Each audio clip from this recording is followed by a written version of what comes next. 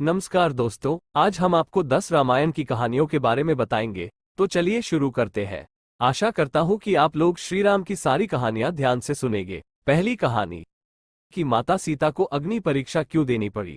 पौराणिक कथाओं के अनुसार प्रभु श्री राम को मर्यादा पुरुषोत्तम के नाम से आज भी जाना जाता है और एक राजा की तरह श्री राम के लिए अपनी प्रजा के लिए समर्पण सबसे ज्यादा महत्वपूर्ण था।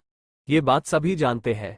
ऐसे में जब लंबे समय तक रावण की कैद में रहने के बाद माता सीता श्री राम के साथ अयोध्या लौटी, तब उनकी पवित्रता को लेकर समाज के एक वर्ग में संदेह होने लगा।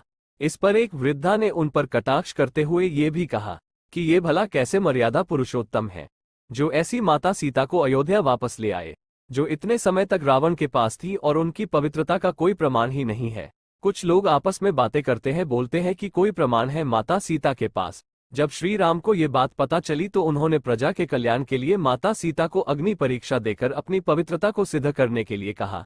प्रभु श्री राम की बात सुनकर माता सीता अग्नि में समा गईं। नमस्कार दोस्तों, आज हम आपको बताएंगे कि रावण की कितनी पत्नियां थीं और उनके बच्चों के नाम तथा भाइयों के नाम। तो आइए जानते हैं। रावण का विवाह मय दानव की पुत्रियों से हुआ था। रावण के 3 पत्नियों से 7 बेटे थे। इनमें पहली पत्नी मंदोदरी से 2 बेटे मेघनाद और अक्षय कुमार थे। वहीं दूसरी पत्नी धन्यमालिनी से अतिकाय और त्रिशिरा नाम के 2 बेटे थे। आमतौर पर ज्यादातर लोगों को रावण के 2 भाइयों कुंभकर्ण और विभीषण के बारे में ही पता है, लेकिन धर्म ग्रंथों के अनुसार रावण के 2 सगे भाइयों के अलावा रावण का एक सौतेले भाई भी था, जिनका नाम कुबेर था। इनके बारे में बहुत लोगों को नहीं पता है। इनमें से अक्षय कुमार, त्रिशिरा और नरांतक का वध भगवान शिव के अवतार हनुमान जी ने किया था। 7 बेटों के अलावा रावण की एक बेटी भी थी, जिसका नाम सुवर्णमछा या सुवर्ण मत्स्य था। सुवर्ण मत्स्य देखने में बहुत सुंदर थी, सुंदरता के साथ साथ बहुत शक्तिशाली भी थी और उसे स्वर्ण जलपरी भी कहा जाता। शूर्पणखा ने रावण को मन ही मन श्राप क्यों दिया, आइए जानते हैं। प्रभु राम के भाई लक्ष्मण ने रावण की बहन शूर्पणखा के नाक कान काटे जाने से क्रोधित होकर ही रावण ने सीता का हरण किया था, लेकिन स्वयं शूर्पणखा ने भी रावण का सर्वनाश होने का शाप दिया था। दरअसल बात यह है कि शूर्पणखा के पति का नाम विद्युतजिह्व था। वो कालकेय नाम के राजा का सेनापति था और वह बहुत ही दयालु भी था। जब रावण विश्वयुद्ध पर निकला तो रावण का कालकेय से उसका बहुत बड़ा युद्ध हुआ। उस युद्ध में रावण ने विद्युतजिह्व का वध कर दिया। तब शूर्पणखा ने मन ही मन रावण को शाप दिया कि मेरे ही कारण तेरा सर्वनाश होगा। वीडियो अच्छा लगा है तो मेरे चैनल को लाइक और सब्सक्राइब जरूर करें। हम आपके लिए ऐसे ही ज्ञानवर्धक वीडियो लाते रहेंगे। धन्यवाद। नमस्कार दोस्तों, आज हम आपको इस वीडियो में बताएंगे कि किसने रावण को श्राप दिया था कि आज के बाद रावण बिना किसी स्त्री की इच्छा के उसे स्पर्श करेगा तो उसके सिर के 100 टुकड़े हो जाएंगे। आइए जानते हैं। विश्वविजय के दरमियान जब रावण स्वर्ग लोक पहुंचा तो उसे रंभा नाम की अप्सरा दिखाई दी। रावण उसे देखते ही मोहित हो गया और रावण ने उसे पकड़ लिया। तब रंभा ने कहा कि आप मुझे इस तरह से स्पर्श न करें, मैं आपके बड़े भाई कुबेर के बेटे नलकुबेर के लिए हूँ, इसलिए मैं आपकी पुत्रवधू हूँ। लेकिन रावण नहीं माना और उसने रंभा को बहुत परेशान किया और उसने रंभा से दुराचार किया। ये बात जब नलकुबेर को पता चली तो वे बहुत क्रोधित हुए और क्रोध में आकर उसने रावण को श्राप दे दिया कि आज के बाद रावण बिना किसी स्त्री की इच्छा के उसे स्पर्श करेगा तो उसके सिर के 100 टुकड़े हो जाएंगे। वीडियो अच्छा लगा हो तो आप मेरे चैनल को लाइक और सब्सक्राइब जरूर करें। हम आपके लिए और अच्छे वीडियो लाते रहेंगे। धन्यवाद। नमस्कार दोस्तों, आज हम आपको इस वीडियो में बताएंगे कि राजा दशरथ की कितनी रानी थी और उन रानियों के क्या नाम थे। उनकी 3 रानियां कौशल्या, कैकेयी और सुमित्रा, और उनकी तीनों रानियां बहुत ही सुंदर थी। राजा दशरथ के 4 पुत्र थे, राम, भरत और जुड़वा बच्चे लक्ष्मण, शत्रुघ्न। दोस्तों, शायद आपको नहीं पता होगा कि राजा दशरथ की एक पुत्री भी थी जिसका नाम शांता था। शांता दशरथ और उनकी रानी कौशल्या से जन्मी थी। वह ज्यादा समय अपने माता पिता के साथ नहीं रही क्योंकि रानी कौशल्या की बहन यानी श्री राम की मौसी वशिनी की कोई संतान नहीं थी। इसलिए शांता को बचपन में ही वशिनी और उनके पति व अंग देश के राजा रोमपद ने गोद ले लिया था। इसलिए ये अपने भाइयों के साथ नहीं रह पाए। ऐसा बताया जाता है कि एक बार यूं ही वशिनी ने मजाक में शांता को गोद लेने की इच्छा जाहिर की थी, जिसे सुनकर राजा दशरथ ने खुद ही उन्हें अपनी बेटी गोद देने का वचन दे दिया था। अब क्योंकि रघुकुल की रीत थी कि प्राण जाए पर वचन न जाए, इसलिए नमस्कार दोस्तों, आज हम आपको मायावी सीता के बारे में बताएंगे। रणक्षेत्र में वानर सेना तथा राम लक्ष्मण में भय और निराशा फैलाने के लिए रावण के पुत्र मेघनाद ने अपनी शक्ति से एक मायावी सीता की रचना की, जो सीता की भांति ही नजर आ रही थी। मेघनाद ने उस मायावी सीता को अपने रथ के सामने बैठाकर रणक्षेत्र में घुमाना प्रारंभ किया। वानरों ने उसे सीता समझकर प्रहार नहीं किया। बाद में मेघनाद ने मायावी सीता के बालों को पकड़कर खींचा तथा सभी के सामने उसने उसके 2 टुकड़े कर दिए। ये दृश्य देखकर वानर सेना में निराशा फैल गई। सभी सोचने लगे कि जिस सीता के लिए युद्ध कर रहे हैं वे तो मारी गई हैं। ये समाचार सुनकर अचेत हो गए राम। जब राम की चेतना लौटी तो लक्ष्मण और हनुमान ने उन्हें अनेक प्रकार से समझाया, यह मेघनाद की माया का प्रदर्शन है, आप निश्चिंत रहिए। नमस्कार दोस्तों, आज हम आपको बताएंगे कि कुंभकर्ण को किस वरदान के मांगने पर पश्चाताप हो रहा था।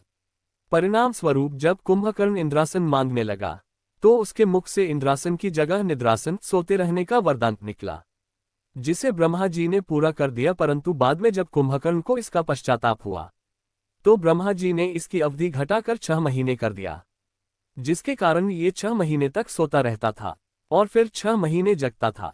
और आदिपुरुष के लंबे चौड़े 114 किलो वाले कुंभकर्ण की लंबाई और चौड़ाई इतनी ज्यादा थी कि उसे कोई ठीक से देख भी नहीं पाता था। कुंभकर्ण के 2 भाई थे, रावण और विभीषण। कुंभकर्ण का वध श्री राम जी ने किया था, क्योंकि रावण और राम जी के बीच महायुद्ध चल रहा था और रावण की ओर से कुंभकर्ण युद्ध करने आया था। मेरा ये वीडियो आपको अच्छा लगा हो तो मेरे चैनल को लाइक और सब्सक्राइब जरूर करें। धन्यवाद। नमस्कार दोस्तों, आज हम आपको इस वीडियो में बताएंगे कि मंथरा श्री राम से नफरत क्यों करती थी। आइए जानते हैं। कहा जाता है कि राम के बचपन के दौरान कैकेयी भरत से अधिक राम से प्रेम करती थी और उनके साथ अधिक समय बिताती थी। इससे मंथरा को राम से ईर्ष्या होने लगी। राम विवाह के बाद रानी कैकेयी की दासी मंथरा उनके मन में राम के प्रति कुंठा उत्पन्न करने के लिए राजकाज भरत को दिलवाने के लिए राम को वनवास भेजने को कहती है। मंथरा की बातों में आकर कैकेयी राजा दशरथ से भरत को राज सिंहासन और राम को वनवास भेजने का वरदान मांगती है। यह वरदान सुन के राजा दशरथ दुखी हो जाते हैं। मेरा वीडियो अच्छा लगा हो तो मेरे चैनल को लाइक और सब्सक्राइब जरूर करें। धन्यवाद। नमस्कार दोस्तों, इस वीडियो में हम आपको बताएंगे कि राजा दशरथ ने कैकेयी को 2 वरदान क्यों दिए थे। जब रानी कैकेयी अपनी दासी मंथरा के बहकावे में आ गईं तो उन्हें 2 वचन के रूप में अपने अधिकार याद आ गए।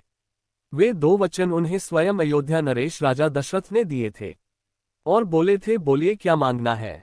कहते हैं कि जब देवराज इंद्र और असुरों के बीच युद्ध हो रहा था तो उस समय राजा दशरथ ने उनका साथ दिया था।